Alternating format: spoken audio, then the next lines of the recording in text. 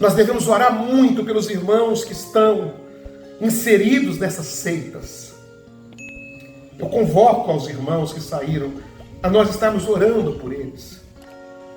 Ah, meus irmãos,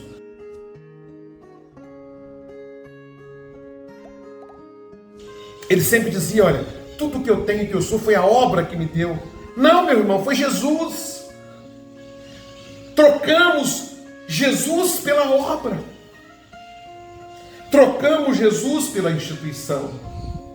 Ah, amados de Deus, voltemos para Cristo. Vamos ajudar esses irmãos, tanto falando. Meu testemunho é o que eu tenho vivido recentemente. Quando a gente faz parte de um grupo religioso, de um sistema religioso, de uma seita, é muito comum nós pensarmos que não tem outro lugar para nós estarmos a não ser ali.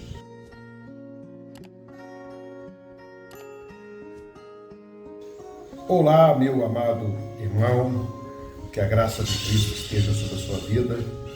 Se você chegou aqui neste canal, neste vídeo, peço que você nos dê uma oportunidade e assista esse vídeo. E eu tenho certeza que tem algo de bom que vai te ajudar na sua vida espiritual, na sua caminhada. E se assim for, que você se inscreva em nosso canal se você ainda não é inscrito. Aperte aí o sininho das notificações para que tanto você como também os demais possam ser notificados pelo YouTube. Assim você estará levando esta palavra a mais pessoas. O assunto hoje é um assunto muito importante. Eu vou contar aqui 3 experiências vividas. A primeira minha, do que eu estou vivendo agora, e 2 experiências que eu presenciei quando eu estava servindo a Deus, eu estava vivendo em Deus na Igreja Cristã Maranata. Mas esses 3 assuntos estão totalmente ligados porque esses 2 testemunhos que eu vou contar, o final deles eu tive a notícia agora, essa semana.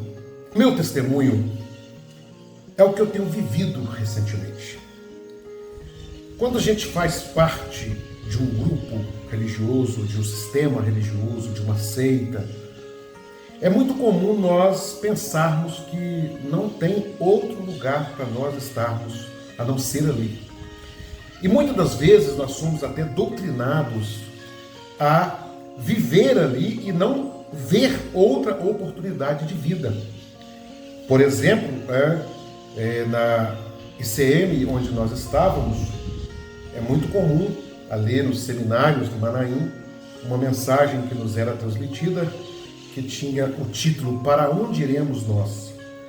E era uma passagem ali onde Jesus estava com um diálogo com os discípulos e a multidão começou a retirar de perto de Jesus porque o discurso estava duro e Jesus perguntou para os discípulos: vocês querem ir também? E Pedro ali tomando a frente, falando em nome dos discípulos, disse: Senhor, para onde iremos nós? Só tu tens palavras de vida eterna. E essa palavra ela é usada trocando ali Cristo pela então obra. E você então é doutrinado quase com uma lavagem cerebral de que você não tem para onde ir, não tem para onde ir. E quando Deus nos deu essa graça, a coragem de nós tomarmos essa decisão, o que nós descobrimos é que viver em Cristo não é um fardo religioso, louvado seja Deus. E eu partilho essa experiência minha com muita alegria com você que está aí no canal, porque eu vivi grande parte da minha vida, e eu acho que é uma experiência de muitos irmãos, não vou dizer de todos, mas era a minha experiência, e eu já estive conversando com outros irmãos que saíram de lá e também puderam dizer a mesma coisa, que era um fardo muito grande viver dentro daquele conjunto de regras. Não por ser pesados de fazer, não era impossível fazê-los, mas com o peso da salvação está naquilo que eu fazia. Por exemplo, é ensinado, né, onde nós estávamos, que você está fazendo ali uma consagração, o jejum de 0 às 9. Se você entrega o jejum faltando, né, você quebra o jejum faltando 10 minutos para as 9 horas, se Jesus vem 9 horas, você vai ficar para trás. E esse tipo de coisa nos dava um peso muito grande. Porque aquele dia que nós não conseguíamos fazer, e eu confesso, às vezes, mesmo no período que eu acreditava, e foi justamente nesse período que era pesaroso, que eu acreditava piamente que aquilo era uma revelação de Deus, e que eu tinha que cumprir aquilo de qualquer maneira.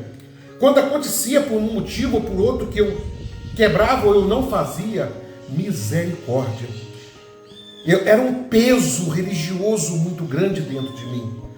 Porque, meu Deus, não volta hoje, Jesus. Ah, Jesus, não deixa eu morrer. Porque é como se a salvação ela escapulisse das minhas mãos, porque eu era responsável pela minha salvação. E foi aí, meus irmãos, que saindo de lá e conhecendo, mais aprofundando a doutrina, que eu fui entender que a salvação da minha vida, ela não é por aquilo que eu faço, ou por aquilo que eu fiz, ou por aquilo que eu sou. A minha salvação é por aquilo que Cristo fez por mim, louvado seja Deus. É por aquilo que Cristo é na minha vida, é por aquilo que Cristo tem realizado na minha vida. E eu então aprendi a descansar em Jesus. Ah, meus irmãos, hoje eu vivo a minha vida espiritual em Cristo totalmente. Eu olho para Cristo, eu dependo de Cristo. E tudo aquilo que de bom que possa existir em mim, porque eu entendo o quão pecador eu sou, mas tudo de bom que possa existir em mim, eu tenho convicção plena que não é meu, é de Jesus. Então é Ele que produz em mim, porque isso é bíblico que eu estou dizendo. Primeiro, a Bíblia diz que quem me convence do pecado, do juízo e da justiça é Ele. Então, se eu tenho qualquer entendimento de que eu sou um pecador, que a justiça de Deus existe e que existe a salvação, é porque o Espírito Santo está revelando a mim essa verdade. Segundo, a Bíblia diz que o fruto do Espírito é amor, paz, gozo, benignidade, bondade, né? Gálatas capítulo 5. Então tudo de bom que tem em mim hoje, eu sei que é Cristo operando em mim, que é fruto do Espírito Santo. Não sou eu mais. Aí alguém pergunta, então você não tem que fazer nada para ser salvo? Não. Eu sou salvo exclusivamente por Cristo. Mas a salvação, meus irmãos, ela opera em nós transformação. A grande diferença é quando eu vivo em Cristo tendo que fazer para ser salvo. Que peso, irmãos, que coisa horrível. De manhã estou salvo, ao meio-dia eu não estou, aí de tarde eu vou à igreja para de novo buscar salvação. Isso é um peso espiritual muito grande, é um peso religioso, isso é um fardo religioso pesado demais. Mas hoje não. Spurgeon, tem uma frase dele, se eu não me engano é de Spurgeon, que diz assim: quando eu olhei para mim, eu descobri que era impossível eu ser salvo. Mas quando eu olhei para Cristo, eu também descobri que é impossível eu não ser salvo. Porque toda a salvação operada em mim é por Cristo e não por aquilo que eu faço. E o que eu vivo hoje é o resultado do que Cristo está fazendo na minha vida. Quando eu oro, não é para eu ser salvo. Quando eu oro, é porque Cristo está em mim. Quando eu tiro um tempo de devoção a Deus, é porque eu amo a Jesus e quero estar com Ele. Tudo que eu faço hoje, a consciência do pecado, a consciência da santificação, porque o Espírito de Deus que está dentro de mim, Ele está trabalhando, Ele está intercedendo com gemidos inexprimíveis. Irmãos, isso é maravilhoso. Isso é viver em Cristo sem o peso religioso. E é por isso que nós não vamos desistir de lutar, tanto pessoalmente aqui, como também através do nosso canal, de lutar contra o sistema religioso, contra as seitas religiosas que estão trazendo opressão para as pessoas, peso para as pessoas. Nós lutaremos sim, mesmo com as oposições que surgem. E agora eu vou contar 2 testemunhos muito tristes, que diferente de mim, não tiveram a condição de viver o que eu estou vivendo. É claro que eu não posso citar o nome deles, até por causa do final do testemunho. Um deles, e todos os 2 testemunhos eu presenciei, de pessoas boas, pessoas de Deus, e um deles é um casal. Quando nós saímos da Igreja Cristã Maranata, esse casal estava conosco lá, e esse casal nos procurou. E eu confesso para vocês que foi uma surpresa, porque diante do relacionamento que eles tinham no Manaim, do trabalho, toda coisa, eu fiquei de queixo caído quando eles vieram me contar o terror que eles estavam vivendo, a pressão psicológica das cobranças dentro ali do Manaim, de tudo que eles estavam vivendo, do terror que era. A irmã, pessoa muito amada, o quanto ela chorava diante de mim, e até me emociono de me lembrar, porque ela chorava, e ele também, contando o peso, e eles diziam assim: pastor, mas não pode contar para ninguém, porque ainda temos que tomar muitas decisões, e se eles souberem, eu não sei o que farão conosco. E era muito pesado, e nós ajudamos ali, então, eles resolverem a situação que precisava de resolver, e então eles tomaram coragem e saíram de lá. E aí que entra a parte triste. Saíram de lá, mas foram anos e anos de doutrinação. Para onde iremos nós? Foram anos de doutrinação. E agora? O irmão, homem de Deus, homem humilde, servo de Deus, porque eu sempre tenho dito isso, tem pessoas de Deus em todos os lugares, inclusive dentro das seitas religiosas. E esse irmão entrou na depressão, e foi emagrecendo, e na cabeça dele aquilo tudo estava acontecendo porque ele tinha saído da seita Maranata. Meus irmãos, como é triste, porque quantas das vezes nós ouvimos o testemunho, né, nos Manaíns, nas igrejas: ó, fulano saiu dessa obra e deu um câncer, morreu comido de bicho, e sucessivamente. E aquele irmão, aquele entrou na cabeça dele, e mesmo diante de tudo que ele havia vivido, sofrido, humilhado, massacrado, a única solução que ele viu foi voltar para lá. A esposa dele relata que ela teve que voltar porque ela ama o marido dela e não ia deixá-lo morrer. E os dois são muito ligados, um casal lindo, servos de Deus. Eu vou morar com eles na eternidade, tenho certeza. Mas voltaram para lá. E ele voltou a melhorar. A consciência, eu disse há poucos dias num vídeo, que as pessoas às vezes que estão participando de uma seita precisam de ajudas psiquiátrica e psicológica, não é só espiritual. E às vezes alguém acha que eu estou sendo pesado em falar isso, mas é verdade, porque o peso religioso é muito grande. Eu digo isso por mim, pela minha esposa. Quando nós saímos nos primeiros dias, nós estávamos com aquilo na cabeça ainda, mesmo com toda a maturidade que nós adquirimos, são muitos anos de caminhada, mas aquilo é tão inseminado na sua cabeça que aquilo fica como se fosse algo real. E eles voltaram, não suportaram. E eu respeito eles, respeito ela por ter acompanhado ele mesmo não suportando mais aquilo, e respeito ele porque eu sei da dificuldade que é. Que Deus o ajude. E o segundo caso, talvez até mais triste do que esse, o casal também que nós acompanhamos. Nesse caso, o marido era da ICM e a esposa era da Igreja Batista, se eu não me engano, de outra denominação. E um dia ela começou a caminhar com ele para ajudar o marido, para estar junto com o marido, cumprindo o papel da Bíblia. Mas ela não se adaptou dentro da igreja cristã Maranata. Ela não conseguia aceitar aquele monte de ordenanças, de regras, e ela achava aquilo uma lei, um juízo. Ela não se adaptou e voltou para a igreja de origem dela. A partir dali, o marido dela, uma pessoa de Deus também, pessoa que eu amo muito, que eu tenho certeza que ele sente por mim, talvez, muitas discordâncias do que eu tenho feito, mas eu o amo, fui pastor dele, uma pessoa maravilhosa. Mas ele começou a julgá-la, a dizer que tudo que estava acontecendo de ruim na vida deles era culpa dela ter deixado a obra. E realmente aconteceram muitas coisas, como acontece com quem está lá.